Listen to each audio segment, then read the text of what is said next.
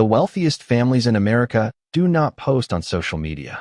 They do not show their homes, their vacations, or their daily lives. They do not display their wealth, their influence, or even their names. Most people would walk past them on the street without realizing who they are. And this invisibility is not accidental. It is intentional. In a modern world where attention is treated like currency, visibility is often mistaken for power. We are taught that the more people see you, the more important you must be. The more you are talked about, the more influence you supposedly hold. But history tells a very different story. True power has never needed attention. It has always preferred distance. America's richest families learned something early that most people never do. Attention attracts noise. Noise attracts pressure. And pressure weakens position. While modern culture rewards exposure, elite families quietly avoid it. They understand that once something is visible, it becomes accessible. And once it is accessible, it becomes vulnerable. This is why old wealth often appears ordinary. No flashing signs. No loud announcements. No public performances. Their lives are designed to be boring on the surface and powerful underneath. They do not chase relevance. They do not seek validation. They do not explain themselves. Instead, they operate in silence. And that silence is not emptiness. It is control. Modern society treats wealth and power as if they are the same thing. If someone has money, we assume they have influence. If someone is visible, we assume they are important. But historically, wealth and power have never been identical. Wealth is loud. Power is structural. Early American elites understood this distinction clearly. Before social media, before constant exposure, influence was built quietly. Through land ownership, through institutions, through education, through long-term relationships. The goal was never admiration. The goal was continuity. Families that lasted for generations did not rely on popularity. They built systems that worked without attention. They invested in positions that could not be easily challenged. New money often rose quickly because it sought recognition. Old power survived because it avoided it.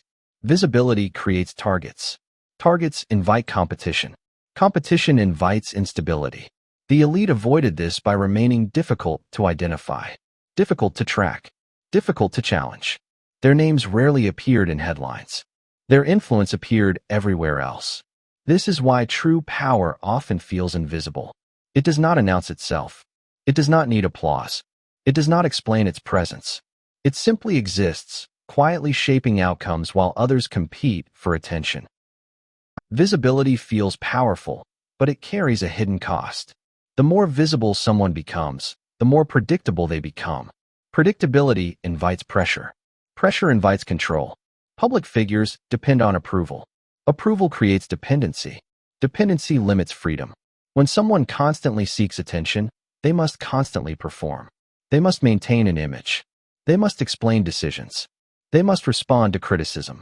Over time, that image becomes a cage. Elite families understood this long ago. By remaining silent, they removed themselves from unnecessary battles. They allowed others to speak freely around them. They listened while others revealed intentions. Silence became a strategic advantage. When you are unseen, you can move without resistance. When you are quiet, people underestimate you. And underestimation is one of the most powerful forms of leverage. Visibility also attracts interference. Public scrutiny, public opinion, public pressure. Old power avoids all three. They do not need to be liked. They do not need to be understood.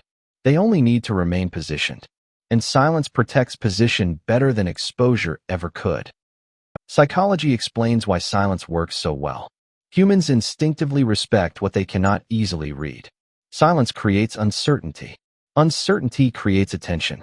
People who speak less, but with intention, are often perceived as more confident, more controlled, more authoritative. They do not rush to fill silence. They allow others to do it for them. This is why elites observe more than they speak.